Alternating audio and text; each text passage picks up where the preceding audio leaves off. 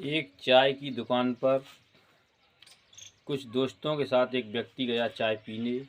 और जिस दुकान पर वो गया चाय पीने, उस चाय की दुकान की मालकिन उसके पैर पकड़कर गिड़गिड़ाकर रोने लगी। और ये सब आवाज़ें सुनकर वहाँ पर दुकानदार एकत्रित हो गए और पूछने लगे क्या मसला है।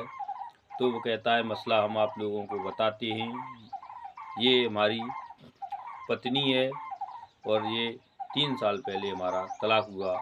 जी हाँ दोस्तों, नमस्कार। मैं दीपू यादव आज आपके बीच जो घटना लेकर आए हैं ये कन्नौज की है। यहाँ का रहने वाला दीपक कुमार, जो कि बहुत ही पैसे वाला था, हाई फाई परिवार था, पढ़ा लिखा था। और उसी के ही बगल के गांव की एक प्रिया नाम की लड़की थी। ये बचपन से ही साथ पढ़ा करते थे। प्रिया का परिवार निम्न परिवार था। उसके भाई और पिता का बचपन में ही देहांत हो गया था। प्रिया अपनी माँ के साथ रहा करती थी, लेकिन प्रिया और दीपक एक दूसरे को चाहा करते थे।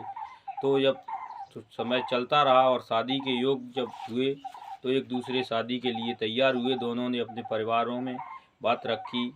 तो दीपक के माँ बाप भी चाहते थे कि लड़की सुशील हो, सुंदर हो और पढ़ी लिखी हो, और मुझे दहेज की कोई ज़रूरत नहीं है। इसके चलते वो सब एक दिन लड़की को देखते हैं, पसंद कर देते हैं और आगे डेट फिक्स हो जाती है। उसी डेट में जाकर दीपक और प्रिया की शादी हो जाती है। शादी होने के बाद प्रिया ससुराल आती है, और क्योंकि उसकी माँ के यहाँ पर उसके कोई रोक टोक नहीं थी, खुलापन था, तो वही वो ससुराल में चाहती थी। लेकिन ससुराल में एक परिवार भला था, वो लोग नहीं चाहते थे आज़ादी दें।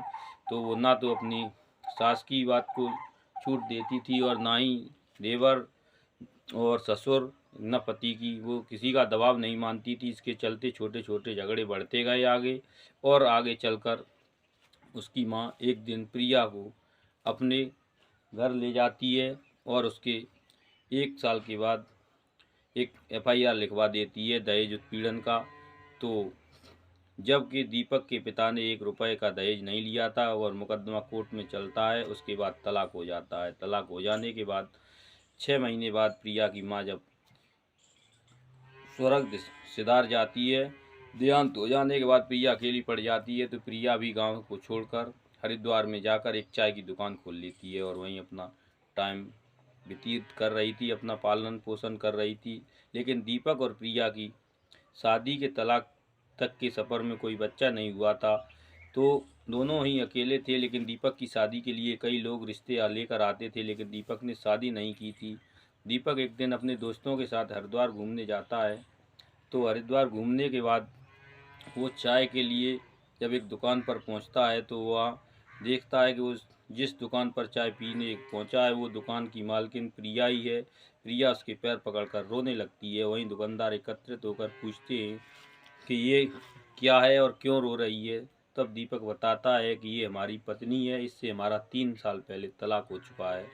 तो दुकानदार भी हैरान हो जाते हैं, क्योंकि दीपक की पर्सनैलिटी एक हाई फाई परिवार की थी और प्रिया निम्न स्तर की लड़की थी। जब ज़्यादा रिक्वेस्ट करती है तो दीपक कहता है ठीक है, मैं तुम्हें माफ़ कर दूंगा, लेकिन हमारी एक शर्त है।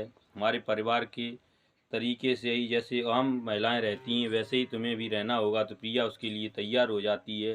तो दीपक उसे अपने कंधे से लगा लेता है और उसके बाद मार्केट में ले जाकर उसकी शॉपिंग कराता है, अच्छे से कपड़े वपड़े दिलाता है। और उसके बाद उसे लेकर जब घर जाता है तो उसके माँ बाप देखते हैं कि ये तो उस लड़की को फिर से ले आया। फिर दीपक अपने माँ बाप को समझाता है कि ये इस तरीके से परेशान थी और बहुत ही लाचार हो गई थी, इसके लिए मैं यहाँ ले आया। लेकिन उसके माँ बाप बहुत सज्जन थे, पढ़े लिखे थे, वो दीपक की बात को मान लेते हैं।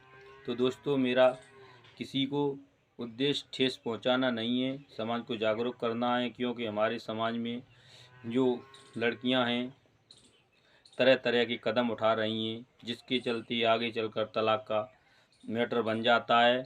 क्यों न परिवार के कुछ लोगों को जब रहेंगे 4 लोग आपस में तो कहीं कहा सुनी हो ही जाती है। उसे एक दूसरे की बात को इग्नोर करना चाहिए।